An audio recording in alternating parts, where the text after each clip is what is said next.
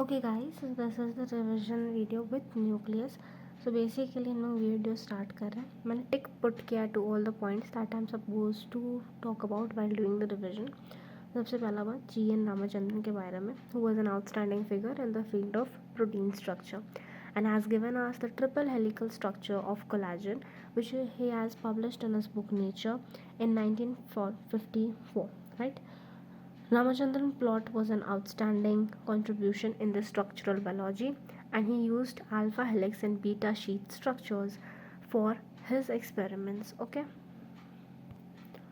Robert Hooke in 1655 discovered the nucleus. He discovered the dead cells instead. Anything less than a complete structure of a cell does not ensure independent living. Obviously कुछ भी cell के structure से छोटा हो तो उसमें independent living नहीं हो सकती है. सेल का डेफिनेशन क्या है? The fundamental structure and functional unit of all living organisms. Anton von Leeuwenhoek कौन थे जो फर्स्ट देखे थे और डिस्क्राइब किए थे लिविंग सेल को. रॉबर्ट ब्राउन कौन थे जो न्यूक्लियस को डिस्कवर किए थे. Okay, done understood. Let's go to cell theory. Cell theory 1838 में आया था. Matthias Schleiden, German botanist. All cells are composed of different kinds of cells which form the tissue of the plant. Okay, now Theodore Schwann उसी time में 1839 में, जो कि एक British zoologist थे, उन्होंने एक थिन आउटर लेयर डिस्कवर किया था, प्लाज्मा मेम्ब्रेन. प्लस उन्होंने जोलॉजिस्ट होने के साथ साथ बॉटनी वाला काम भी किया है कि उन्होंने प्रेजेंस ऑफ सेल वॉल को भी देखा था और उसको भी डिफाइन किया था. उनके हाइपोथेसिस के हिसाब से bodies of animals and plants are composed of cells and the products of cells. So Schwann and Schleiden together formulated the cell theory. Okay, अब ये लोग ये तो नहीं एक्सप्लेन किया था कि हाउ न्यू सेल्स फॉर्म, तो ये काम रुडोल्फ वर्चॉ ने किया. इन 1855 ही explained that how new cells are formed, and he said omnicellular acellular, that means pre-existing cells are where from new cells are arising. Okay, now let's come to the overview wala part. Overview में we don't need to speak about much, we just need to talk about nucleus. उसमें chromosomes होता है, chromosomes में DNA होता है और DNA में present होता है हमारा genetic material. What is cytoplasm? तो semi fluid matrix is called cytoplasm. Occupies the volume of the cell, main arena for cellular activities in both plants and animals. Various chemical reactions occur in it to keep it in living state.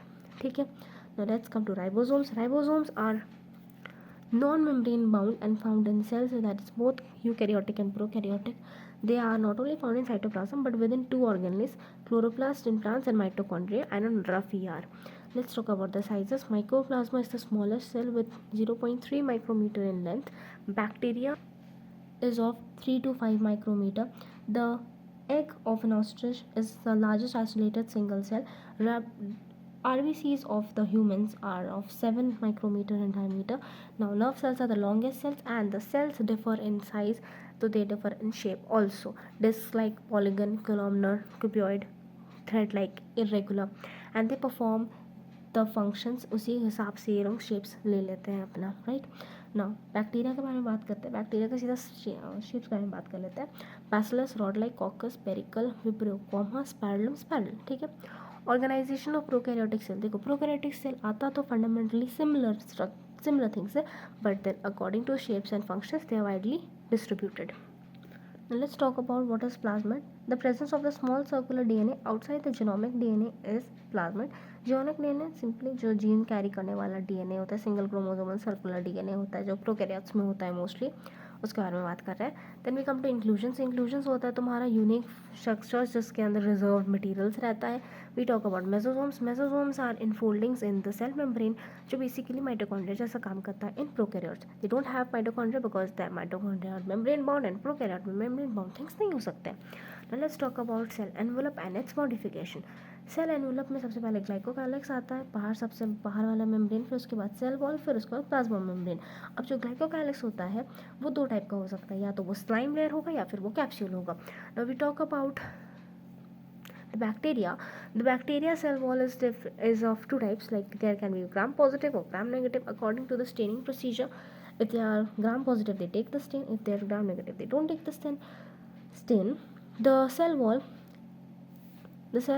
not only gives us shape but it also gives us support and it helps us from bursting and collapsing. Okay, then we have mesosomes, that is a special extension जो हम लोग अभी पढ़े थे. अब ये जो extension है इससे वेसल्स, ट्यूब्यूल्स एंड लैमिनास भी बनते हैं. जो सेल वॉल होता है वो actually formation, DNA replication, distribution of daughter cells, respiration, secretion and increase in surface area of the plasma membrane and enzymatic content, इन सब में काम आ जाता है. ठीक है. Now let's talk about flagella.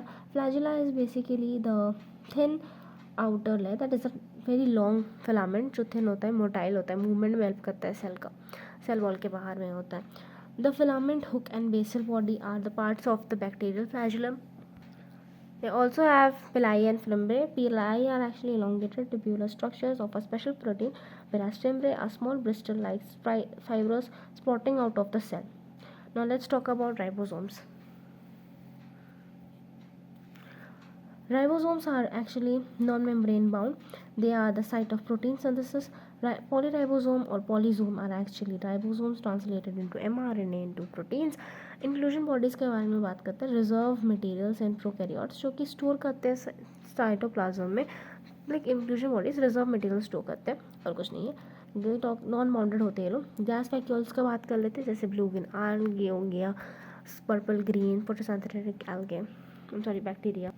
Eukaryote में कंपार्टमेंटलाइजेशन होता है. साइटोप्लाज्म में बहुत सारे ऑर्गेनेल्स हैं, हर ऑर्गेनेल का अलग अलग अपना मेम्ब्रेन बाउंड होगा, तो अलग मेम्ब्रेन बाउंड अलग अलग कंपार्टमेंट्स में परफॉर्म होने वाला है. ठीक है. अब इसमें आ जाता है तुम्हारा animals cell that have centrioles which are absent in most of the plant cells, जो कि डिवीजन में हेल्प करता है. Let's talk about cell membrane, जो कि एक्चुअली लिपिड्स एंड प्रोटीन से बना हुआ रहता है. दैट इज फॉस्फोलिपिड्स होता है उसमें, जो इसका बाइलेयर होता है. प्रोटीन्स होता है तुम्हारा इंट्रिंसिक होता है, टोटली बर्न्ड होता है, बरीड होता है, या फिर पार्शियली बरीड होता है, या फिर एक्सटर्नल प्रोटीन्स प्रेजेंट होता है. प्रोटीन्स होता है 52% एंड लिपिड्स होता है 40%. That is a proof of human erythrocyte. And then we have cholesterol in it. जो नॉन पोलर टेल होता है वो हाइड्रोकार्बन से बना रहता है, इसलिए it's actually scared of water, तो hydrophobic tails. The discovery of cell membrane was not at all easy.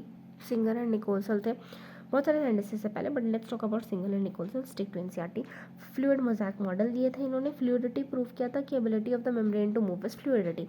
Fluid nature of membrane की वजह से हम लोगों को growth, formation of interjunction spaces, इस secretion, endocytosis and cell division provided हो जाता है.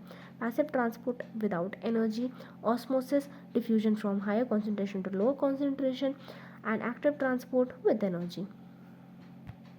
सेल वॉल के बारे में बात करते हैं. एल्गे का सेल वॉल होता है cellulose, galactans, melanins, minerals like calcium carbonate से बना हुआ. प्लांट्स का cellulose hemicellulose, pectins and protein से बना हुआ. प्लांट्स में होता है यंगर प्लांट सेल्स में जो है हम लोग का प्राइमरी वॉल होता है capable of growth which gradually diminishes as the cell matures, and secondary wall होता है जो कि अंदर की तरफ होता है. मिडल लैमिना होता है जिसमें कैल्शियम पेक्टेट का लेयर होता है. And like we have plasmodesmata जो कि कनेक्ट करता है दो साइटोप्लाज्म को. एंडोमेम्ब्रेन सिस्टम के अंदर आता है एंडोप्लाज्मिक रेटिकुलम, जो कि इंटरनल सेलुलर स्पेस होता है जिसमें ल्यूमेन होता है, ल्यूमिनल स्पेस, और बाहर का एक्स्ट्रा ल्यूमिनल स्पेस. आर होता है जिसमें प्रोटीन्स होता है, लाइक राइबोसोम्स होता है, इसलिए protein synthesising and secretion facility provided रहता है. एससीआर है तो सिंथेसिस ऑफ लिपिड्स होने वाला है वहाँ पे. Lipids are steroid hormones and synthesized in SCR. Golgi apparatus का बात करते हैं. कमीलो गोल्गी ने 1898 को इसको देखा था सबसे पहली बात. फिर 0.5 माइक्रोमीटर टू 1 माइक्रोमीटर डायमीटर में इसका होता है साइज़. इसका कॉन्वेक्स सिस या फिर फॉर्मिंग फेस होता है जो कि तुम्हारा न्यूक्लियस का साइड होता है. कॉन्केव ट्रांस या फिर मैच्योरिंग फेस होता है जो कि न्यूक्लियस से अवे होता है, जहाँ से एक्चुअली सारा का सारा थिंग्स मॉडिफाई होकर पैक होकर निकल जाता है. गोल्गी अपैरेटस का काम ही होता है पैकेजिंग करना, डिलीवर करना टू डिफरेंट टारगेट्स इन